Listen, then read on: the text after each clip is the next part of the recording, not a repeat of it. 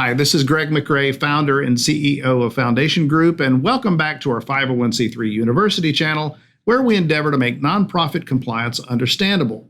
Here's your self-evident truth nugget of the day. Starting any type of business involves a lot of risk. Not a shocker there, right? But whether you're starting a consulting firm, a retail store, or the next Silicon Valley unicorn, entrepreneurs face risk, even social entrepreneurs who are starting a nonprofit. But I would suggest that for some social entrepreneurs, the risks are even higher, especially since they cannot own the nonprofit they're starting. See our recent video about who really owns a nonprofit to understand more about that. We'll put a link in the description below. But what if I told you that there is a nonprofit governance model that can address some of these concerns? It's called the Sole Member Nonprofit, and today's video is going to explain what it is, how it works, and how to set one up the right way. First, let's define the problem. I've got quite a bit to say on this, so stay with me. It's important to fully establish the issue before presenting the solution. As experts in the field of nonprofit formation, we've worked with tens of thousands of startup organizations, and we've seen every scenario and structure you can imagine. Some nonprofits get started with an already recruited board of directors made up of high-caliber individuals, a solid business plan, and significant funding in place ready to spend. These nonprofits launch large and have immediate impact. The risk to any one individual is relatively small, and the board hires staff to run the day-to-day operations. It's a machine from day one. But really, those types of startups are the exception, not the norm. There's an even larger group of startups out there that don't look like that at all. Most nonprofits are relatively small. They're started and run by passionate individuals or families who see a need and decide to tackle it. And there's very little difference between them and the average small business startup. Now, legally, I get it, there's huge differences, but operationally, not so much. The founder of the nonprofit will recruit some board members who can help govern the thing. But it's the founder who often serves as the board president and is the primary person who puts in the long hours to make it all happen as the ultimate social entrepreneur. It's their passion, their dream, and without them, nothing would ever get off the ground. Some even go so far as to leave their career and risk everything in the hope that someday this little startup catches traction and is able to give them a new paid career. If this sounds an awful lot like someone starting their own business, you are absolutely following where I'm going with this. Now, this individual could start a private foundation instead of a public charity, and that's fine. A private foundation is also a 501c3, and it has the benefit of being allowed to have a closely held board of directors, such as all family members. The problem is that private foundations, they aren't really designed for conducting programs, and plus, as a private foundation, the founder/president probably cannot draw a salary. See our video on that subject linked below. But in exchange for the favorable 501c3 status that comes with being a public charity, the IRS expects your nonprofit to be governed by a group of independent individuals, majority of whom are not directly related to you by blood, marriage, or outside business ownership. I think you can already see where I'm going with this, but the biggest problem in all that setup is the founder/president is but one vote among all the other board members. Sadly, there are situations where such a founder, the one who has shouldered all or most of the risk, eventually gets sideways with his or her board and gets voted out of the very organization they started, they initially funded, and maybe even counted on to finish out their career. How fair is that? Well, sometimes it might be fair. Sometimes the founder has worn out their welcome and has actually become a liability to the organization's future. But if I'm honest, that's not how it usually works.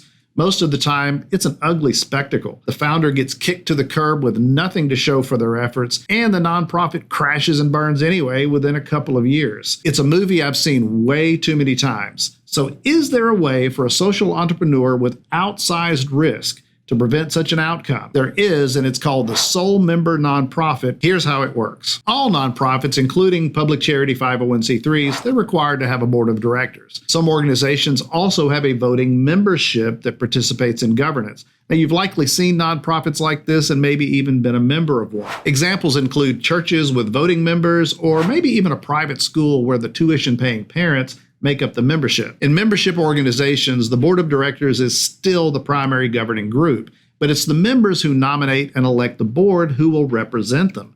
Typically, the board will hold periodic meetings of the membership, at least annually, to update members about the prior year's financial activity and accomplishments, plus plans and budgets for the future. Another big part of the member meeting is the election of new directors for those whose terms are expiring. A sole member nonprofit is a unique version of this membership-governed public charity where the membership is made up of one permanent member, usually the founder. Now, sometimes you may have a situation where a spouse makes for a two-member setup. The nonprofit still needs to seat a board of directors, though, but the founder can and should include themselves as one of the board members. So what's the benefit of this structure? The most obvious benefit is the degree of protection provided to a founder who has risked so much to start the nonprofit in the first place. As I just mentioned, in a sole member nonprofit, the board of directors is still the primary governing body. But if the organization and its articles of incorporation and bylaws are properly established, the board members are recruited and elected by the member, singular, and effectively serve at the pleasure of that member.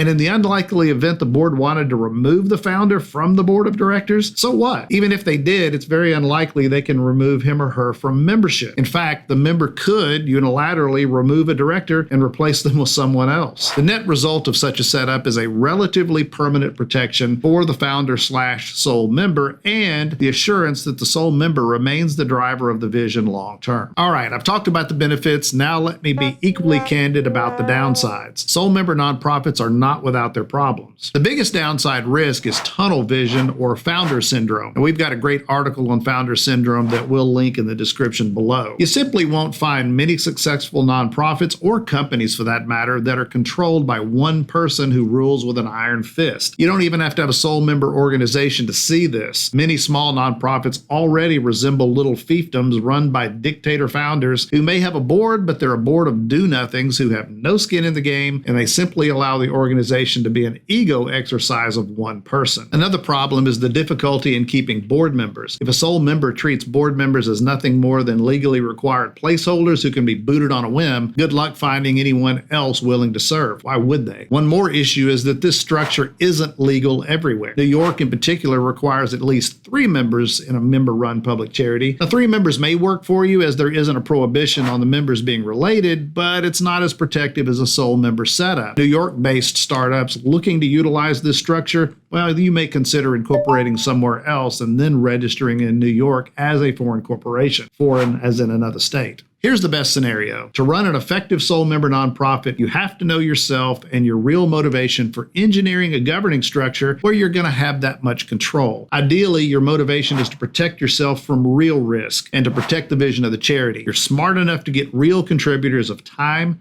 talent, and treasure on your board, people that you trust to help you advance your mission. You're going to let these directors fulfill their intended role to provide advice and consent, and you allow your ideas and methods to be challenged and improved upon to make your nonprofit the best and most effective organization it can be. Or you can just choose to be a control freak, but good luck with that. Sole member nonprofits can be an incredibly effective way to accomplish something great for your community, while also protecting the founder who is putting in all the hard work and putting it all on the line to make it happen. A word of caution, these are complicated to set up the right way, and they make for a lousy do-it-yourself project. Get with us if you need help setting one of these up. We know how to do it the right way. Well, that's it for today. If you enjoyed this video, be sure and click the like button. It really helps us out, and while you're at it, go ahead and subscribe to the channel. We've got great content coming your way every single week. Thanks for watching. Now go serve your community.